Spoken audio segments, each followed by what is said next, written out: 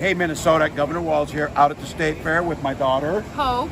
Every year we as a family do something old and something new. I get to pick something, a classic, the old mill ride, to do that. And then Hope gets to pick something new. I think we're gonna go do the slingshot. Which I don't know what it is, and they're keeping it from me. But then we're gonna go get some food, corn dog. I'm vegetarian. Turkey then. And Turkey's then, meat. Not in Minnesota, turkey special. And we will go do some of those things and report back. Oh my god! Woo! Oh my god! Yes! Oh my god! It keeps going. Yes! That was good. Good job, Dad. Oh, thanks, Hope. Tim Walz is being celebrated for having big dad energy, and Gen Z, as they say, is here for it. I think they say that. There's a big push from both parties right now to engage the younger generation. As Gen Z gets older, many of them will be participating in their first ever presidential election this November, and while that really wasn't very exciting a few weeks ago, things are starting to shift in a more positive direction. Gen Z is reportedly now energized like never before, wanting to be a part of the voting process.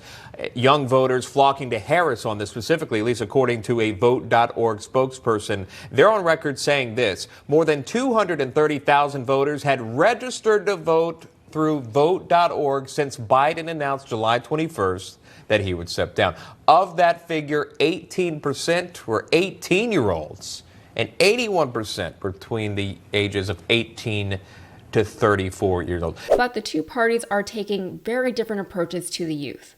Newly named Democratic running mate Tim Walz has chosen to just be himself, and who he is a dad, a teacher, a man of the people. He also happens to have a 23-year-old daughter named Hope, so he is as close to Gen Z as any Xer or Boomer can get.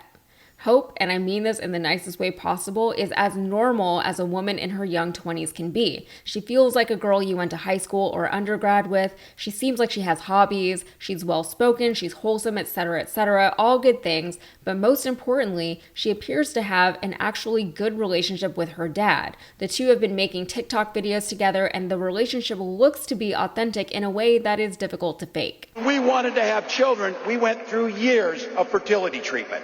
And I remember it was like it was yesterday, just waiting for good news. And then the phone would ring and you would be tensed up, and then you would hear that the treatments had failed. It would blot out the sun, that you just wanted something so beautiful and so simple to have a child.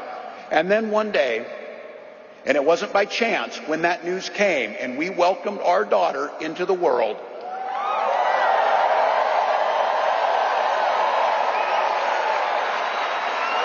we named her Hope.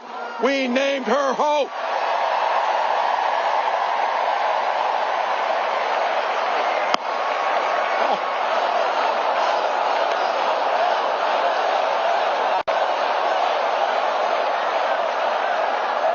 I'm not crying, you're crying. And people, especially young people, are generally responding positively to it. Unless you're a hater, it's hard to find something wrong with the videos. Maybe at worst they're a little cheesy, but that is that big dad energy that everyone's talking about. Meanwhile, Trump also has a Gen Z son who just turned 18 and will be able to vote presumably for his dad this November. How fun for him. I don't mean to compare Barron to Hope, because if Barron doesn't want to be in the spotlight, that is totally his prerogative, but we've never heard him speak. We don't know much about him, and again, that's fine. But Trump did mention that Barron was the one who advised him to go on Aiden Ross's live stream in his own effort to connect with Zoomers. Ross seems to be a staple of the young incel movement. He's acquainted with people like Andrew Tate. All right, let's go back to Tim Walz for a second. Now,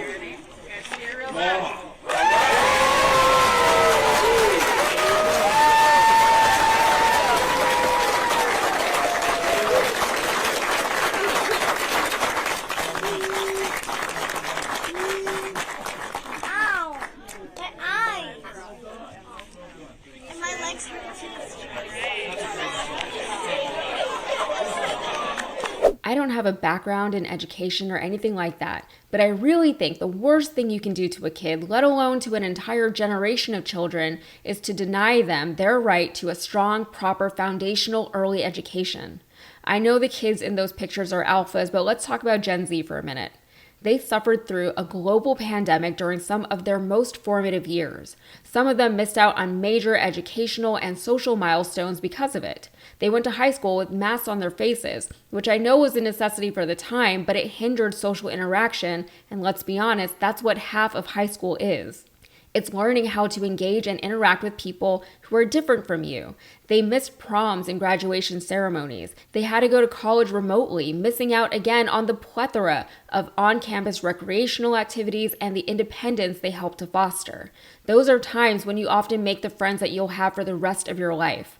I understand that the pandemic was nothing anyone could have predicted. I understand that many schools and universities dealt with it the best way they knew how to. That's not the point. The point is that these young people have already gotten less out of their education than the rest of us did. Couple that with the overall politicization of schools and education, banning books from school libraries or closing down school libraries entirely, policing thought and rhetoric and the ways in which topics should be taught in schools, encouraging religion in secular schools, the incessant defunding of the public education system, and more. The youths are the ones suffering, and that kind of hurt has long-lasting generational repercussions. We as a nation need to think long and hard about the future generations we're creating because they deserve better. All right, that's it for me. If you got anything out of this, please like the video and subscribe to the channel for more. Thanks.